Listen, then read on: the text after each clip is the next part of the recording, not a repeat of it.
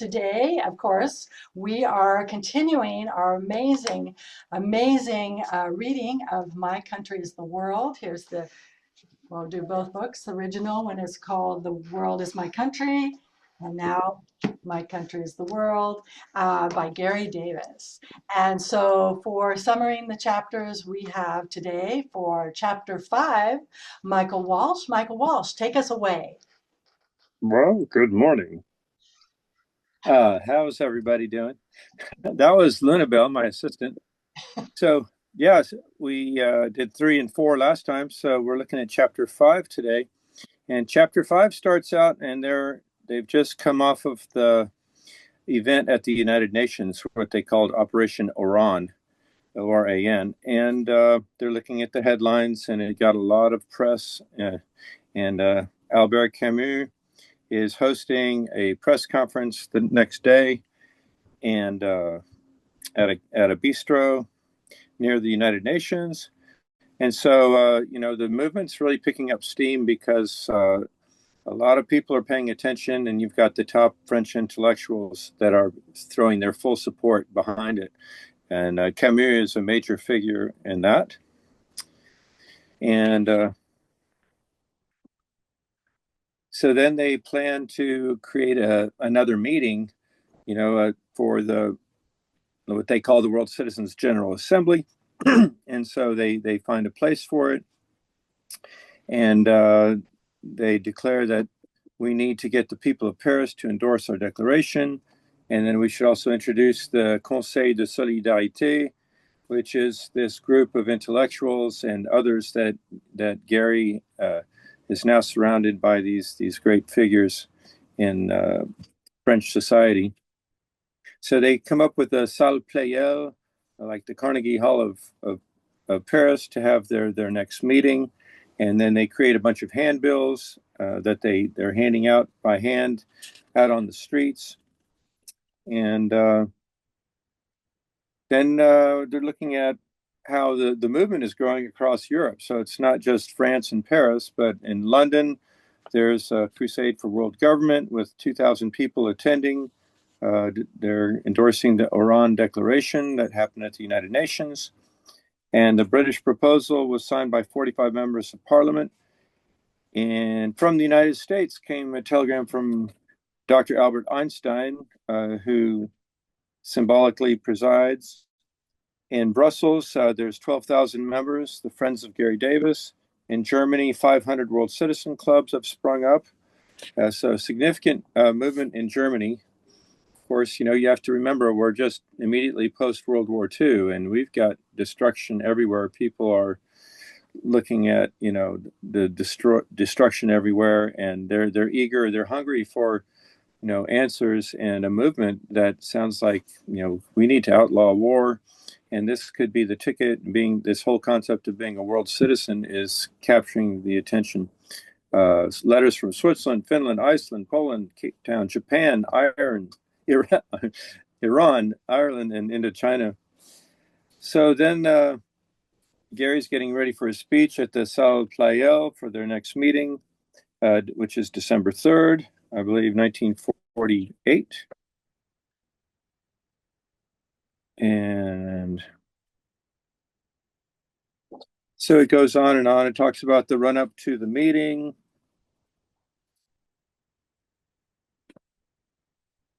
And then they have these petitions.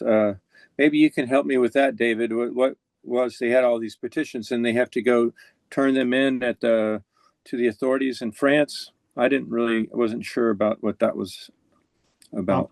I thought that they were sending petitions to Dr. Herbert Evatt at the United Nations. Okay. About the Oran Declaration. Yeah. So they're delivering it to the leaders at the United Nations. Okay. And so there's a little bit of drama there. They're trying to get the petitions in just in time, and they're leaving at 5:00, and then they didn't get there on time, but I think it still worked out, and they did get them delivered. And then they're going to the Palais de Chaillot. Okay, so then the next big thing is that the meeting was a big success, and they're happy about the results, and they're happy about everything that's happening. So they're looking for a next really big venue, and they decide on the Vélodrome d'Hiver, which is a really big hall, where they have bicycle races indoors, and so it's a Vélodrome d'Hiver, which means the bicycle facility for winter, hiver. So they decide on that, and it can hold up to 20,000 people. And I think it's just a lot of run up to that. And so we can summarize and say, they were successful in booking the velodrome at the last minute. And then they handed out the handbills all over Paris, all over the place to get a lot of people. And they successfully filled up. They had a big date, and the velodrome was filled up. And that's where chapter 5 ends. And then it goes right up to chapter 6. Brilliant. Thank you, Michael. Yes, so very excited. They wouldn't let Garry hand out handbills. I believe that was but he tap danced. So yeah, let's see, David or Arthur, do you have anything to add to chapter 5? Yeah, well, I mean, the chapter ends where Dr. Evatt says, I'll make a statement on behalf of or in support of the work of you, Garry Davis, and the many, many people around the world who support and creating some kind of institution beyond the United Nations that's actually a human or world citizen institution. But he would only do that as an individual, not as the president of the UN General Assembly. So Garry looks at that as sort of a smokescreen once again, and I think is frustrated by that. And I can certainly recall from Garry saying, and both I think in the film and to me personally, about how they had filled the Salle Pleyel, which was sort of surprising, but they only had 1 week after that, not even, to fill the 20,000 seat Velodrome d'Hiver. And they weren't even sure how they were going to do that. But I think Garry was happy about that opportunity that we're going to be talking about here in a few minutes, right, about in chapter 6, to be able to have another say to the global community who was listening that what we're doing is so important and needs to be spread around the world. Just to quickly say that even though Garry thought just him doing it personally wasn't that important, the headlines around the world were that the head of the UN endorsed Garry's idea. So it had a really great impact, is I'm sure what Arthur would say. Yeah, great. Okay, well, Arthur, yeah, that happens from time to time to all of us. So we're just happy you're here. And yes, so very good. So thank you again, Michael. Perfect. Now let's go on to chapter 6. We have Richard Denton. Will you please present the summary of chapter 6? Thank you very much, Melanie. And again, welcome all world citizens here. It's interesting. If you saw my initial screen, it was Toastmasters. And one of the speakers spoke about becoming a Canadian citizen and the pride that she had in becoming a Canadian citizen. She was originally from Indonesia. She still loved all her culture, her language in particular. She felt that she was losing. She loved her food and family, that sort of thing, but had actually researched up about Canada, its Indigenous people, which really wasn't mentioned in preparation for becoming a Canadian citizen. Again, a black mark on Canada in that regard. So I just put that into the background. And here in chapter 6, as Michael was pointing out, we have the lead up to this big speech in this huge velodrome of 20,000. His friend Robert Sirazak got a plane and dropped leaflets all over the place, which was illegal. They were handing out pamphlets and everything to get the people there. And Garry, an Anglophone, is busy trying to learn to speak his speech in French. And he's an actor. He can memorize these sort of things, but again, it's now in a foreign language. He doesn't know how to do the accents. and he's practicing, and then all of a sudden, other people are wanting to come in and interview him, and he says, "Look, I'm busy. I'm trying to practice the speech," and yet he's getting interrupted. Finally comes the big day of the uh, speech, um, and there's a lot of hype, and people are yelling, "Garry, Garry, Davies, Davies," and he mounts the podium. He's got his recognizable leather jacket on. People give him a big standing ovation. Everybody is flustered. They blow his introduction. They didn't even introduce him. Uh, Other people spoke, and he was supposed to speak after the first guy, but no, he was going to climax it. And just before that time, he had all these dull speakers ahead of time. And then this young guy jumps up on stage and says, "Look, we want peace. We want action. What do we do? Do we rip up our conscription cards? Do we refuse to join any more wars? What do we do? We want action." And Garry is kind of blowing off because he's talking about world citizenship, but nothing really in terms of action. So, from Garry's point of view, this is a, a terrible thing. Uh, he's not delivering on what the people wanted. And I think we can look at that today. Um, in one sense, it's actually sort of the opposite, is that we have an apathetic citizenship out there.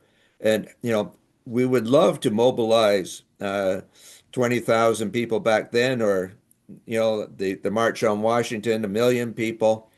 Uh, but so we would love to have Garry's problem, and our problem today is the apathy that we're now facing.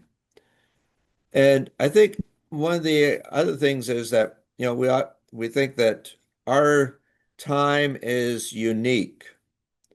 That you have people that are saying, the end of the world is nigh, and it's going to happen tomorrow.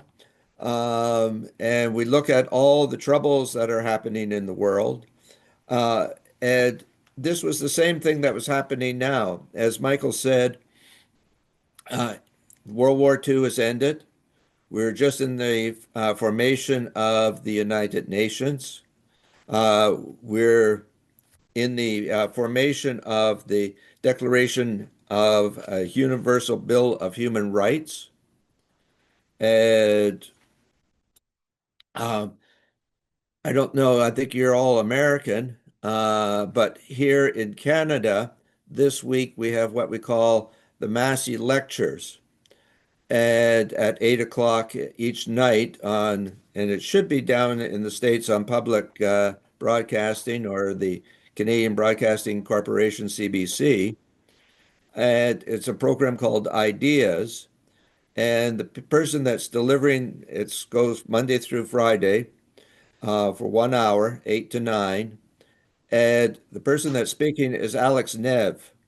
Now, I was just in Ottawa several weeks ago, and I heard him, I met him, and he was head of Amnesty International, and he is speaking on the Universal Declaration of Human Rights all this week.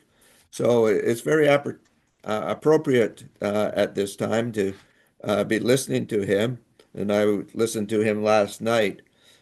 He's Canadian, but he was head of Amnesty International, and he's speaking on human rights and should be on public broadcasting or any of the podcasts that you probably can get down there in the States. But there's a whole paragraph here. Armaments piled up faster than ever. Korea was reaching the boiling point. Concentration of troops were being suspected in both North and South. Truce was still demanded by both Italy and Yugoslavia. The India-China War, the fighting in Malay were in full bloody swing. Berlin still endured the airlifts. The United States was still building air bases. The Soviet Union was still engaged in insidious encroachment policy, capitalizing on human misery wherever it existed. Milan still practiced restrictive segregation in South Africa, denying human rights to those humans born with brown pigment in their skin. German and Japanese rearmaments was openly espoused and about to become a reality. The refugee problem was daily growing worse, with 10 million in Germany alone. Crime, political corruption, juvenile delinquency, divorce rates were all on the rise. Four-fifths of the human race was still ill-fed, ill-clothed, ill-housed. Nationalism was in full, deadly flower, spreading its poison everywhere, and the United Nations had gone home for the holidays.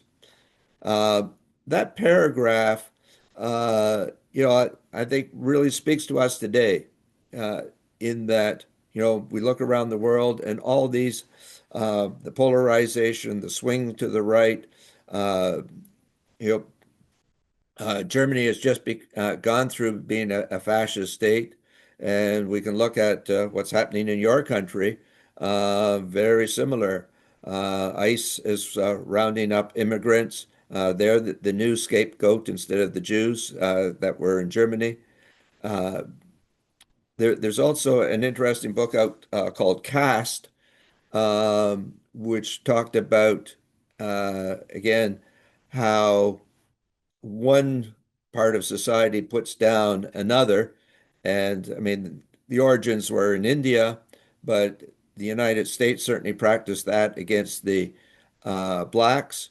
And then Germany followed that lesson and implemented that against the Jews. And now we've seen again it being repeated against immigrants. Uh, so things really, unfortunately, haven't changed. We talk about learning from history, but we don't. Uh, and I think that is a point that chapter 6 makes out. What's happening now and the other thing which I found interesting was, of course, uh, with this young man jumping up on stage and saying, okay, give us some action, things to do, we'll follow you, we want a leader.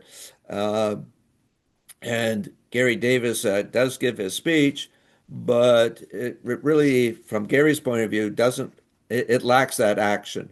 And so he considers it a failure and goes home. And the next morning, the paper and everything, all the news media are saying it was a great success. So it points out again the importance of media and how they shape our behaviors. Uh, Garry is still hanging out at in Paris at the United Nations as a non-entity. He's still trying to figure out what to do, um, and he then gets an interview with the president of France. Now, the president, I think, again, I'm not up on my French structure, but I know in India, the president, and I think here, the president is basically a figurehead. And so it doesn't have a lot of power. And certainly he says he doesn't have any power to uh, grant Garry. Uh, well, obviously, he doesn't want citizenship, but doesn't know just what to do. And Garry then goes off to reflect and think things over at a friend's farm out in the country. And this is makes me think of Northern Ontario here, where I had a small farm, which basically, again, um, didn't have great insulation. It's wintertime. He's gets buys some wood to put on a fire and try to keep warm. He doesn't have anything. He has a sleeping bag and I think two shirts and a couple pairs of underwear and some socks.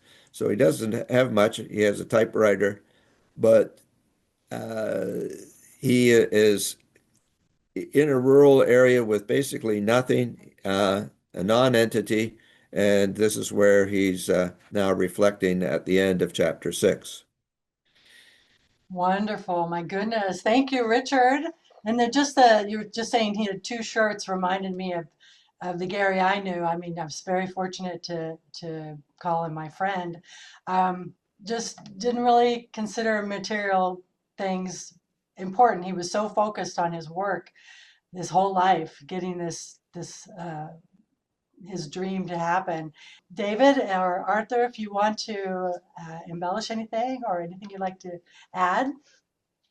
Sure, I can start. I think one important part of chapter 6 that the film does, The World Is My Country, does a great job of highlighting, which is sort of a lost piece of history, I think, as you, Melanie and Arthur like to call it, was that if it hadn't been for Gary's rousing speech, even though he may not have seen it that way, but the fact that there were 20,000 people, the people of Paris, but also the people of the world watching the speech from the Velodrome d'Hiver, if it hadn't been for that speech, it's quite possible that the Universal Declaration of Human Rights would not have actually passed unanimously.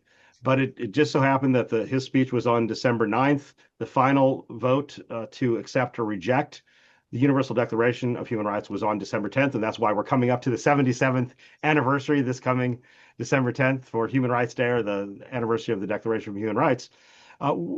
Gary's speech made obviously world news, and all the UN delegates who were still there, right, deciding what to do with this. Multiple votes had gone before over the last several months and even year, I think, about the Declaration of Human Rights, whether to accept it or not. And every time there would be at least 6, 7, 8 states that would refuse to vote, would object and say no, and it couldn't go through. But that next day after Gary's speech, 6 countries that had previously rejected the declaration decided simply to abstain. And what Gary would say is that they had heard the word of the people, la parole du monde, right? The word of the people who said, we want human rights. We want our rights. These belong to us as individuals. And you, the people in power, need to recognize that we're the ones actually with the power. We're the leaders, right? And that's one of the things why Gary was always saying, it's up to us, and why he was probably so taken aback by that young man who jumped on the stage just like Gary, and the Conseil de Solidarité had interrupted the General Assembly session of the UN. That this young person was interrupting their session to say, yes, we need to act. We don't want war anymore. And he was already being a leader, that young man. And even though it surprised Gary, it was really what he wanted to see that. And I think we might not have this Universal Declaration of Human Rights now if it hadn't been for Gary's amazing world-changing speech on December 9th, 1948.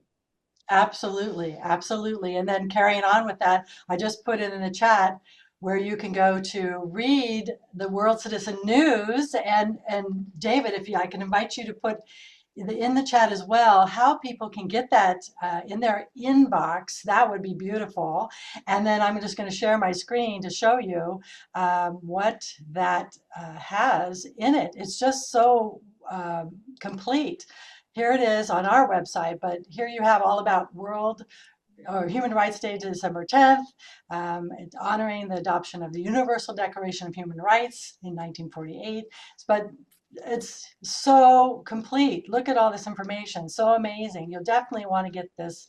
It's every 2 months, so it's not all the time. Or when we get it from David, we put it up on our website, and you just click on our main page and then click on World, take action, World Citizen News, so you can get it there too. So thank you, David, for putting that. And Melanie, go back just to that picture of Gary and Robin Lloyd. I love that picture. Robin sent that to me years ago, actually, that one. And I was just so surprised to see it because of the No Kings movement recently, that really this was back in the early 2000s, sometime around 2004, I think it was, that Garry Davis and his longtime friend and film producer, also Robin Lloyd, in Burlington, Vermont, were protesting partner for a while, right? Were protesting against powers that be that were taking away our voice as the people and our rights. I mean, and we and of course the Declaration of Human Rights says, and Garry would love to cite Article 21.3 of the Declaration of Human Rights that says the will of the people shall be the basis of the authority of government. We, the people, are government. We are the leaders. And so even though Garry felt, sort of at the end of that speech and curled up, sort of in a little ball in his bed at his hotel, he didn't realize so much the power of that message that really gave to other people to be leading in this movement. Wow. And then Yeah, I think that point where Garry, where he was having this huge success, and then he felt that inner turmoil. I think that was really a key part of his character arc and in developing the hero's journey story. In that, even though that was a huge success, I think it was crucial that he did feel. He tore up the flyer with his picture on it, and he didn't want that personal adoration of him. He wanted to spark, we the people, taking forward and not putting it all on him, and not thinking that he was going to be the savior and handle it all. That had to be all of us. And that deep longing to do that, and then his ongoing struggle, where I worked with him on, and he worked with Stafford Beer, the Bucky Fuller disciple, designed a synergistic governing system before we had the internet. And then once it came along, he was very excited, and I worked with him on how to further evolve that into the potential for an internet-based tool for interactive citizen-based governance of the world. And he was very excited about working on ideas like that. If you go to our website and the talks page, theworldismycountry.com/talks, and scroll to the bottom, you'll hear a radio show that Garry and I did together about how to create that interactive, synergistic, new governing system. So Garry's whole point was, it's not me, it's you. You've all got to carry on. And I think that his dismay after that big success was really critical. I mean, most people would have been, "Oh, wow, I pulled this great thing off. Wow, isn't this fantastic?" And he was just the opposite. He was in deep pain by that, and he wanted to really be sparking something more and lighting a greater fire. And that's why it's all up to our responsibility, and why we need to get this book into a series and carry on his work. beautifully said, Arthur. Thank you, thank you. And then, of course, we want to help out anyone who doesn't have a World Passport or World Documents. You can go to this link right here at worldcitizengov.org. And I highly recommend it. We need to support the work of the World Citizen Government carrying on, David Gallup, who is carrying on what Garry started. We want that. We want that. We want that in the world, and we all want to support what we want to see in the world. So, and as far as Richard's comment, things seem like they haven't changed or they're not. The main thing is we do have incredible power. And then sometimes we don't think we do. And so the key thing is, let's lift each other up, realizing that that's how we make change. Is first we have to, visualize it, which Garry did already. And we have this great map to go by. And then together we can do it. I mean, I consider myself a world citizen. I have my world citizen passport. I have all the documents, and I feel very proud about it. It's a humanitarian tool saying I am part of this. I have brought my consciousness up to a different level to think about the whole world and care about the whole world. And I'm still an El Cajonian. That's where I live. I'm still a San Diegan, a Californian, a United States citizen, but I'm a world citizen too. I'm all of those things, and I work and live on all of those levels. When I want to do something on this level, I do it here, but when I want things to happen for the whole of the world, I work with the whole world. So we can all do that and recognize that. And so if you haven't done it yet, I highly recommend getting your world citizen documents. It's not something you would do because you want to travel. It's a document that you're supporting. It's a humanitarian tool. It is your right to travel. Article 13.2 of the Universal Declaration of Human Rights. You have the right to travel anywhere in the world, work anywhere you want in the world. We need to grab that power, recognize it, just like we do when we stand up with the 20,000 people. They're standing up with the people who are doing the incredible things. You know, no King's Day. We had hands off. No Kings 1. Next, no Kings 2. We've you know, here in the United States has had an incredible win with the people talking about, you know, we're not happy with the government now. So these are powerful things to do as world citizens. We can Yep. get things done. All right, now let's go to Quanta. Quanta would like to chime in. Yes, thank you so much. There was a song back in 1971 I heard the first time, and it was called World Citizens by Gregory Dahl, who lives now in Bulgaria with his wife. And I sent you, Melanie, Richard, because that's the only email I have, and Arthur, the lyrics and the music of the song. If you want me to send it to you also, and just put your email and I'll send it to everybody. Wow. It's Yeah, a really I would nice love that. song. It's a very lovely song. It was written in 1971. Glory Glory. not in this that you love your country, glory in this that you love mankind. We're the fruits of only one tree and leaves of just one branch. World citizens, world citizens. Unity, the world cries for unity. It raised our dawning like the sun. Soon the world will be one. In unity, that's how the world must be. All its people live as one, like fragrant flowers in the sun. Beautiful. Thank you, Quanta. Yes, I've got it here. Thank you very much. And the music is in the attachment. He's singing it with the guitar. Oh, wow. I don't know if So I'm putting my chapter in my calendar. Was it chapter 10 I was doing? Which one am I doing, Melanie? Okay, so we just did 5 and 6. So Richard's doing 7, Michael's doing 8, Arthur's doing 9. 9. Okay, let me put that in. Okay. Yes, yes. And thank you, Quanta, for that. And then everyone's putting their name in there. It's a beautiful song. How long is it? Let's see, 2 minutes. Does anyone, well, I would like to play this song if I can. Anybody object to that? Wonderful. Does anyone? Okay, nobody objects. Okay, I'm gonna share my That's sound. great.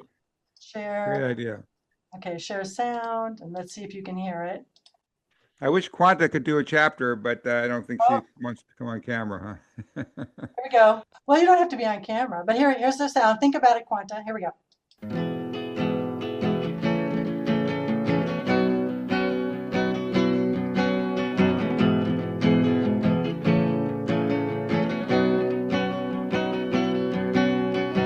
Glory not in this that you love your country. Glory in this that you love mankind. We're the fruits of only one tree and the leaves of just one branch. World citizens, world citizens, in unity. The world cries for unity. Its rays are dawning like the sun. Soon the world will be one. Glory not in this that you love your country. Glory in this that you love mankind. We're the fruits of only one tree and the leaves of just one branch. World citizens, world citizens, in unity. That's how the world must be. All its peoples live as one, like fragrant flowers in the sun. Glory not in this that you love your country. Glory in this that you love mankind. We're the fruits of only one tree and the leaves of just one branch. World citizens, world citizens.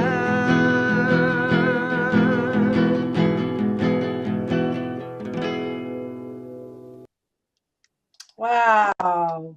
Thank you. Oh, thank you. You. To me, the book, I mean, you just get an inside view of, here's the part where he just, goes to the country after all this stress and built up 3 months or so of this crazy time and lack of sleep. He was sick already once, and then he goes into the country and he just is able to be himself and release all this tension and cry and cry and cry. I mean, that was beautiful. And the last part of that chapter, um, let me just read that real quick because, uh, okay, sometimes when the wind howled and the rain drove down, I would walk along the long miles along the deserted country roads. During these walks, such was my relief that I would fall to my knees and great sobs would pour forth.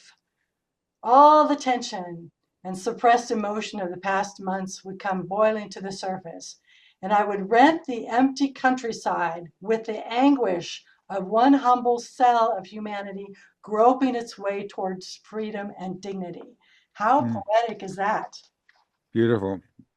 You know? Yeah, it was a time for Gary of, I mean, there was an immense amount of pressure from all over the world. I mean, here, you know, the here was the president of the United Nations, Eleanor Roosevelt, saying, "We can't do it. You should do it." 20,000 people, everybody expecting him to be the savior who was going to do all this, and it was incredible pressure on him. And here he is, just a single guy, an actor, and suddenly everybody's, he's sparking something, and he's excited. He wants to spark that, but it can't all be on him. And it's just like for him, it was just an incredible, uh, exhilaration and deep depression at the same time because here's the weight of the world on you. I mean, here, the very fate of humanity continuing is being thrown on you, and you've selected to do that, and yet it's too much. As he said, I was used to applause on Broadway, but this was thunderous, like way bigger than anything he could grasp his hands around.